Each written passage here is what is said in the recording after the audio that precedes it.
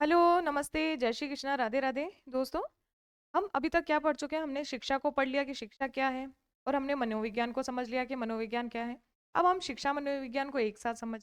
तो आज हम इसके बारे में थोड़ा इसका अर्थ समझेंगे कि शिक्षा मनोविज्ञान क्या करता है। तो चलो हम क्लास स्टार्ट करते हैं। शिक्षा मनोविज्ञान। शिक्षा मनोविज्ञान दो शब्दों के संयोग से बना है। किससे? शिक्षा और मनोविज्ञान। जहाँ शिक्षा का अर्थ क्या होता है? सीखने या सिखाने की प्रक्रिया। और मनोविज्ञान का क्या अर्थ? मनोविज्ञान का अर्थ क्या होता है? कि व्यवहार का अध्ययन। तो ये दोनों मिलकर क्या बना? कि शिक्षा सीखने व सिखाने की प्रक्रिया का व्यवहार का अध्ययन करता है, यानी सीखने व सिखाने के साथ में व्यवहार का अध्ययन करता है शिक्षा मनोविज्ञान। तो क्या बोल रहा है कि इसलिए शाब्दिक अर्थ क्या हुआ? इसे शिक्षा संबंधी मनोविज्ञान कहते हैं। मनोविज्ञान ने शिक्षा को सूक्ष्म व व्यापक आयाम प्रदान करके व्यक्ति विकास में सार्थक बनाया। देखो, इसे समझो कि मनोविज्ञान करता क्या है। मनोविज्ञान तो क्या करता है कि बच्चों को समझता है कि वह कैसे कार्य कर रहे हैं, क्या पढ़ रहे हैं, कैसे पढ़ रहे हैं, कैसे सीख रहे हैं। मनोविज्ञान ये काम करता है कि कैसे सीख रहा है बच्चा, और क्या सीख रहा है पे नहीं। और शिक्षा क्या करती है? शिक्षा ये देखती है कि भाई उसे क्या पढ़ाना है, कितना पढ़ाना है, उसका पाठ्यक्रम निर्धारित करती है। तो शिक्षा मनोविज्ञान क्या करेगा कि जैसे कोई बच्चा है, और बच्चे के बारे में ये जान रहे हैं कि बच्चा खेल खेल में जल्दी सीखता है। तो शिक्षा मनोविज्ञान क्या करेगा? उसे खेल खेल में सिखाने की कोशिश करेगा कि वह खेल खेल में सीखे, ताकि वह जल्दी सीख सके। जैसे दो बच्चे हैं, एक जो खेल खेल में जल्दी सीखता है, या एक बच्चा है जो खेलने में ज़्यादा इंटरेस्टेड है पढ़ाई से ज़्यादा। तो शिक्षक क्या पता करेगा मनोविज्ञान के द्वारा? कि उसे खेल के ज़्यादा सीखा जाता है। वो खेलने में ज़्यादा इंटरेस्टेड है, तो उसे ऐसे एग्जाम्पल दें कि जिससे उसके खेल से जुड़े हुए हों, जिससे वो जल्दी समझ सके उस चीज़ को। तो मनोविज्ञान क्या करता है? मनोविज्ञान करता है कि उसके बच्चे के बारे में पता करता है कि वह किस तरीके से सीख सकता है। तो उसको पता करके शिक्षक क्या करता है? शिक्षक उसे उसी तरीके से समझाता है जिस तरीके से वह सीखने के लिए ज़्यादा एबल है। तो शिक्षा मनोविज्ञान को समझ गए होंगे। और ये क्या बोल रहा है कि मनोविज्ञान ने शिक्षा को सूक्ष्म व व्यापक आयाम प्रदान करके व्यक्ति विकास में सार्थक बनाया। सूक्ष्म व व्यापक आयाम मतलब कि शिक्षा मनोविज्ञान क्या चाहता है कि उसका पूर्ण विकास हो। जैसे मानसिक विकास, सामाजिक विकास, आर्थिक, भावात्मक और शारीरिक विकास। तो शिक्षा मनोविज्ञान क्या चाहता है कि उसका व्यापक यानी पूर्ण विकास हो, ना कि वह किसी एक विकास के बारे में सोचता है। वह चाहता है कि वह शिक्षा के द्वारा और मनोविज्ञान से जुड़कर वो उसका पूर्ण या व्यापक विकास कर सके। ब्राउन ने क्या कहा? ब्राउन ने कहा कि शिक्षा का संबंध मानव व्यवहार के परिवर्तन व परिमार्जन से होता है। किससे होता है? परिवर्तन व परिमार्जन से होता है। तथा मनोविज्ञान का संबंध मानव व्यवहार से होता है। तो शिक्षा का संबंध तो किससे है? उसके व्यवहार के परिवर्तन व परिमार्जन से। और मनोविज्ञान का संबंध किससे? मानव के व्यवहार से। मतलब समझो कि शिक्षा क्या कर रहे हैं? शिक्षा जो बालक का व्यवहार होता है उसे सुधारने की कोशिश करता है। जैसे एक बच्चा गाली देता है, तो वह शिक्षा के द्वारा सीखता है कि गाली देना गलत है। वह गाली देना बंद कर देता है और अच्छे नैतिक गुण उसमें आते हैं। तो ये क्या किया? शिक्षा ने कार्य किया उसके व्यवहार को सुधारने का। और मनोविज्ञान क्या करता है? मनोविज्ञान का संबंध मानव व्यवहार के अध्ययन से है। वह मानव का व्यवहार का अध्ययन करता है कि वह किस प्रकार से सीख सकता है, या उसे हम कैसे समझाएं कि ताकि वह अच्छे से समझ सके। तो ब्राउन ने क्या कहा था? ब्राउन ने यही कहा कि शिक्षा का संबंध तो मानव के व्यवहार के परिवर्तन या परिमार्जन से है, और मनोविज्ञान का संबंध मानव व्यवहार से है।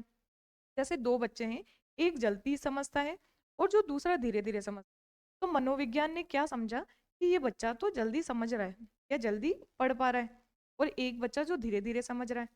तो मनोविज्ञान ये समझ गया दो बच्चों के बारे में कि एक थोड़ा जल्दी समझा, एक धीरे। तो शिक्षक क्या करेगा? अब शिक्षक जो धीरे धीरे समझ पा रहा है उसे धीरे धीरे समझा के आगे बढ़ाने की कोशिश करेगा, और जो जल्दी समझ पा रहा है या जल्दी कैच कर पा रहा है बातों का, तो उसे थोड़ा जल्दी जल्दी सिखा के उसे जल्दी आगे बढ़ा देगा। तो शिक्षक ये नहीं डांटेगा नहीं कि भाई तुम इतना धीरे धीरे कैसे समझ रहे हो, धीरे एक बच्चा तो इतना जल्दी जल्दी समझ पा रहा है। तो लेकिन शिक्षक बस ये चाहेगा के बारे में पता चल जाए कि बच्चा कैसे सीख पा रहा है, फिर उसी तरीके से और विधियां अपना के उसे सिखा सके। ये नहीं कि उसे हम पीछे छोड़ दे कि नहीं सीख रहा तो कोई नहीं, रहने देते। लेकिन नहीं, उसे भी साथ में आगे लेके चलना पड़ेगा। तो ब्राउन ने क्या कहा? ब्राउन ने कहा अब इन कथनों के अनुसार क्या है कि शिक्षा मनोविज्ञान को जोड़ने वाली कड़ी क्या है, मानव का व्यवहार। तो शिक्षा मनोविज्ञान, शिक्षा किसको दी जा रही है, मानव को, बच्चों को। तो किसके व्यवहार के लिए बात की जाएगी, तो मानव के व्यवहार के लिए बात की जाएगी कि शिक्षा मनोविज्ञान किससे जुड़ा है, तो मानव के व्यवहार से।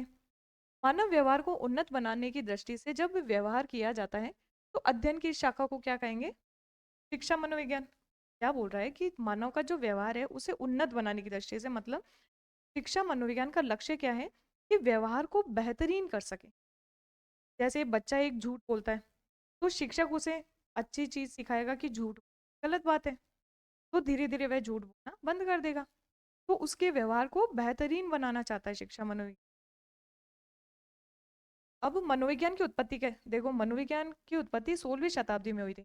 16वीं शताब्दी में जब आत्मा का विज्ञान आया था उस टाइम मनोविज्ञान की उत्पत्ति मानी जाती है, जबकि शिक्षा मनोविज्ञान की उत्पत्ति 19वीं शताब्दी में मानी जाती है। मतलब मनोविज्ञान पहले आया था, बाद में वह शिक्षा से जुड़ा था, बाद में शिक्षा से जुड़ के वह शिक्षा मनोविज्ञान की एक शाखा के रूप में आया। और कब, 19वीं शताब्दी में। जड टर्मन व थॉर्नडाइक ने 1920 में शिक्षा मनोविज्ञान को स्वतंत्र अस्तित्व देने में प्रमुख भूमिका निभाई।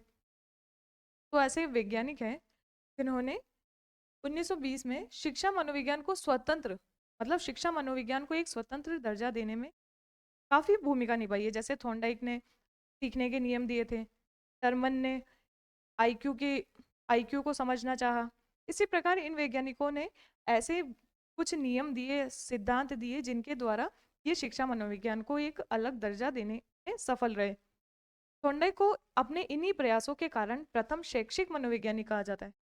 थॉर्नडाइक को क्या कहा जाता है, प्रथम शैक्षिक मनोवैज्ञानिक, क्योंकि इन्होंने शिक्षा से जुड़े कई कार्य किए थे, कई सिद्धांत दिए थे, इसी कारण से इन्हें शैक्षिक मनोवैज्ञानिक कहा जाता है। थॉर्नडाइक का थॉर्नडाइक ने एक प्रयास व त्रुटि का सिद्धांत भी दिया था, जिसमें उसने एक बिल्ली को एक बक्से में रख दिया और उसे बाहर निकालने के लिए कोशिश करने के लिए कि वह कैसे सीखी, वह बाहर निकलना कैसे सीखा। तो उनका ये एक सिद्धांत था प्रयास व त्रुटि का, जो शिक्षा से जुड़ा था। तो इन्हें प्रथम शैक्षिक मनोवैज्ञानिक कहा जाता है। रूसो ने शिक्षा में मनोवैज्ञानिक दृष्टिकोण का सूत्रपात किया। उन्होंने इमाइल इमाइल नामक पुस्तक लिखी। क्या लिखी, रूसो की एक पुस्तक है, पुस्तक है इमाइल लिखी, जिसमें उन्होंने कहा कि बालक एक पुस्तक के समान है जिसका अध्ययन प्रत्येक शिक्षक को करना चाहिए। मतलब ये क्या कहना चाहते हैं कि बालक एक पुस्तक के समान है। प्रत्येक बालक अलग अलग होता है, प्रत्येक बालक की सोचने का तरीका अलग होता है, प्रत्येक बालक का कार्य करने का तरीका, सीखने का तरीका अलग होता है। तो रूसो क्या कहना चाहते हैं कि हर बालक अलग अलग होता है, कि सीखने का तरीका, उसके व्यवहार करने का तरीका सबका अलग होता है। तो हमें हर बालक को समझना होगा। जब तक हम बालक को समझ नहीं सकेंगे तब तक हम उन्हें अच्छे से सिखा नहीं सकेंगे। तो ये यही कहना चाहता है कि हर बालक का अध्ययन करना जरूरी है ताकि हम उसे अच्छे से सिखा सकें, हम उनकी कमियों का पता कर सकें कि उनमें क्या कमी है, किस वजह से वे अच्छे से सीख पा रहे हैं। तो उन कमियों को दूर कर सकेंगे अगर हम उनको अच्छे से समझ सकेंगे। शिक्षा के मनोवैज्ञानिक नियम व सिद्धांतों व मानव विकास के नियम पर बल डाला किसने, पेस्टालोजी ने। पेस्टालोजी ने क्या बताया, पेस्टालोजी ने कहा कि बच्चों को सिखाने के 3 तरीके हैं, मतलब सिखाने के लिए 3 चीज़ों का ध्यान रखना चाहिए। का? कि मनोवैज्ञानिक नियम का, सिद्धांत का, और मानव विकास के नियम पर बल दिया। मनोवैज्ञानिक नियम जैसे कि बच्चा, मनोवैज्ञानिक नियम में क्या, मनोवैज्ञानिक क्या जानना चाहता है कि बच्चा कैसे सीखता है, उसका सीखने का तरीका क्या है, और उसकी रुचि किसमें है, और उसकी समझ कैसी है। मनोवैज्ञानिक ये जानना चाहता है। तो हम क्या करेंगे, बच्चों की पहले रुचि जानेंगे, वो कैसे सीख रहा है। जैसे एक बच्चा है जिसे चित्र के माध्यम से अच्छे से समझ आता है, तो शिक्षक क्या करेगा, उसे चित्र के एग्जाम्पल या चित्र के द्वारा उसे समझाने की कोशिश करेगा। इसी प्रकार मनोविज्ञानिक के सिद्धांत के द्वारा, सिद्धांत में जैसे कई प्रकार के सिद्धांत होते हैं, जैसे सरल से कठिन, ज्ञात से अज्ञात, मूर्त से अमूर्त। तो जैसे हम क्या करेंगे, पहले बच्चे को गिनती सिखाएंगे। ऐसा तो है नहीं कि हम पहले उसको कोई क्वेश्चन सॉल्व करना सिखा देंगे, पहले हम बच्चे को क्या सिखाएंगे, गिनती सिखाएंगे। स्टेप बाय स्टेप चलेंगे, फिर उसके बाद उनको जोड़ बाकी गुणा भाग सिखाएंगे, फिर बड़े क्वेश्चन सिखाएंगे। तो क्या कि उनके सिद्धांत के हिसाब से सिखाना। जो सिखाने के 3 तरीके हैं, इन चीज़ों का ध्यान देना चाहिए। उसमें पहला क्या है कि मनोवैज्ञानिक नियम का ध्यान दो, फिर सिद्धांत का ध्यान दो, फिर मानव विकास के नियम पर बल दो। मानव विकास जैसे कि बच्चे को की उम्र के हिसाब से सिखाना चाहिए। जैसे एक 3rd क्लास का बच्चा है, उसको हम 8th क्लास के हिसाब से नहीं सिखा सकते। हमें 3rd क्लास के बच्चे को 3rd क्लास की सिखा सकते हैं कि उनकी बुद्धि क्षमता उतनी ही होती, तो उनकी बुद्धि क्षमता को ध्यान में रखते हुए मानव विकास पर बल देते हैं। तो पेस्टालोजी क्या बोलते हैं कि शिक्षा के मनोवैज्ञानिक व सिद्धांत व मानव विकास के नियम पर बल डाला। तो मनोवैज्ञानिक नियम कैसे?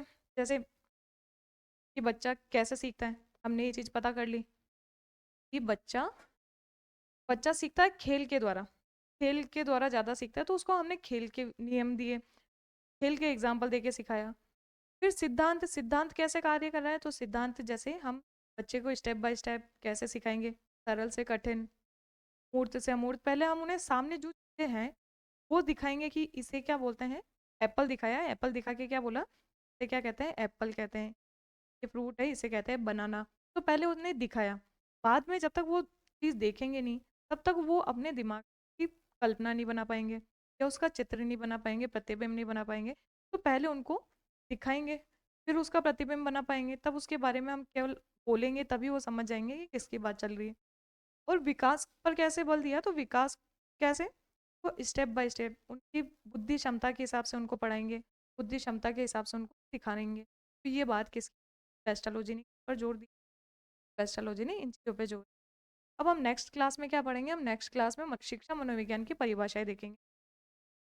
धन्यवाद।